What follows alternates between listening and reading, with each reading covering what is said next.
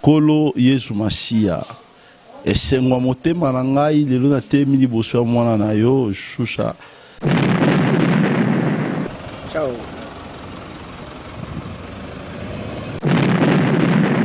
Les anniversaires à Shusha Lumière et Manassé Bokonga.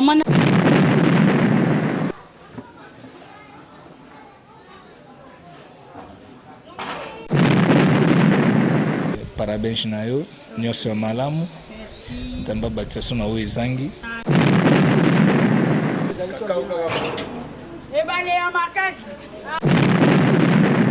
C'est un mingi malgré la quarantaine, mais tout ça l'effort, tout là c'est bolingo. Donc merci mingi.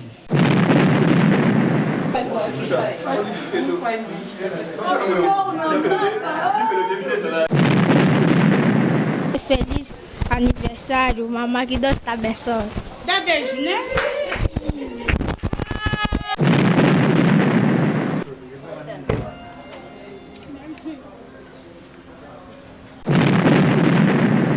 Te souhaiter au kaka mbotama malamu. Te fêter bien, nous se l'équipe bien. Merci Harry Falcon, le maréchal, Babi, le king, le royaume Kimakuta. Shusha leza mukolo na yo. Toi qui venez à palais, poser un biseau.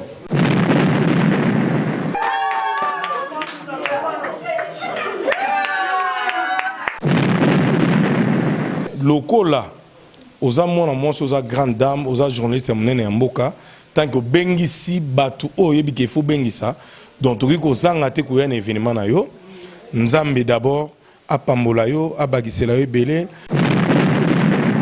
Merci mingi na bama ba bota biso même so pendant 9 mois na libumba zaki na caprice wana pena bo mama.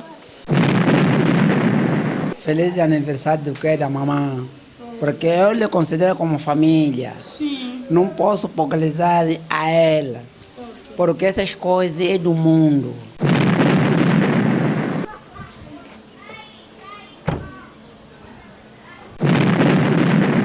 Te desejo feliz aniversário que encontre também para temperar nesse dia tão especial, que serão dias de velas. Agradeço muito por ter uma mãe muito linda. Oyo moyini posani ezalaki azalate na mokili mais yo permettre ye à vivre kolo naza reconnaissait pas inayo likambo nyonso tu oyo esangisaka bato anniversaire à Shusha Lumière d'Angola, grande sœur de moi, Talakai. Ah, Lumière d'Angola.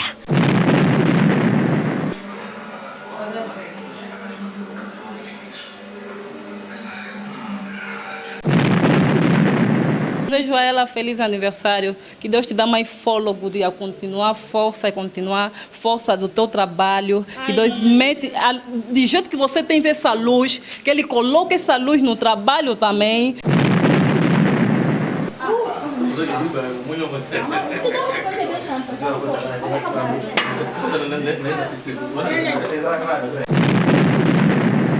Conforme então nós se levantamos, o nosso trabalho tem que seja também e ela, o trabalho dele vai e frente. Itachi amor foseo, amor entere examabe, Itachi bolingo yambongo, oyambongo umela kateo. Angola, última, ora, ingénieur brave nde. Quand on est là, ingénieur brave nde. Donc ça y est mawatro, ingénieur brave. Bofanda boabana numéro 1 nakati ya Luanda vanda na obabana brave yo le kibango et puis ngaso alobi le kibango eza kabu mutashanja kati bolingo ya